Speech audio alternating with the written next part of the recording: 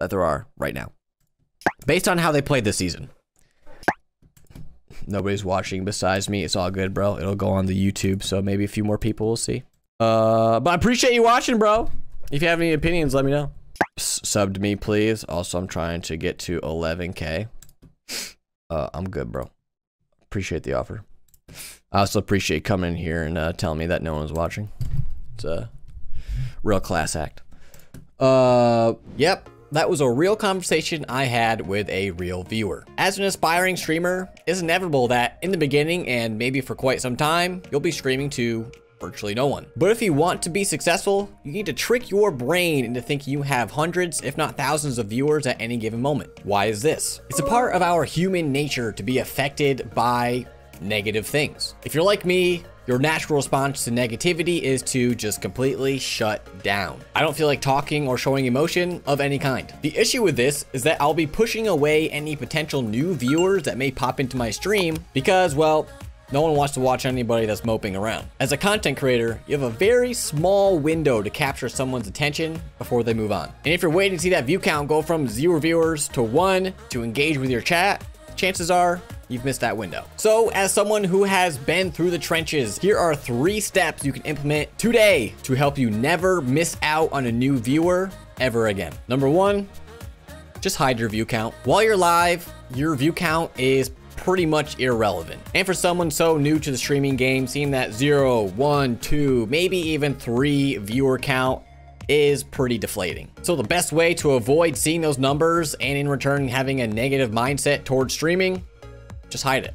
Number 2 is to talk to and engage to your chat as if you have people watching. It doesn't matter if you have 1 viewer or 100,000 people watching you play video games, you need to keep that same energy as if you had that 100,000. So like we mentioned before, if you're just waiting to see that number rise from 0 to 1 in your view count, between the natural delay of updating those statistics in your feed and the fact that you may have been distracted by playing your video game for a little bit, chances are that viewer came and went because you were waiting for them to show up. They did. You didn't know they did. You weren't doing much in your stream to keep them there watching you, and they left. Because simply just sitting there silently playing a video game is just not enough. So that brings us to our 3rd step on how to solve this issue. Here's exactly how you talk to a fake audience. You don't have to do these verbatim, but you can take the general idea of what I'm talking about. So what you can do is just simply talk over your gameplay, explain what you're doing and why you're doing it. Talk about things you need to do next to achieve your goal or to win that game. React to awesome moments you have in your game.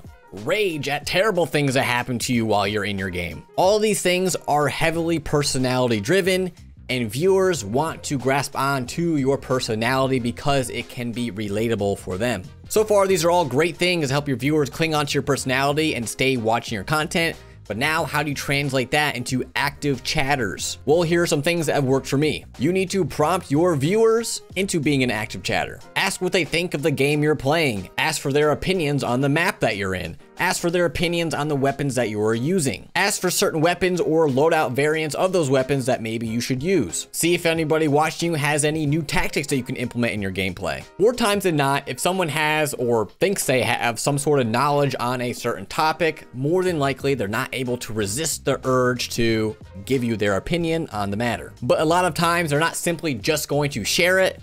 Sometimes it takes a simple nudge to get them into your chat feed. If you can figure out how to implement these 3 techniques I've mentioned today in your own personal live stream, I have no doubt that you'll start to see a bump in your viewership as time goes on. If you guys found this video helpful, then you might find one of these 2 videos helpful, so be sure to check one of them out. Also, if you want to see more content just like this, be sure to like and subscribe if you haven't already. Turn on those notifications, and I'll catch you next one.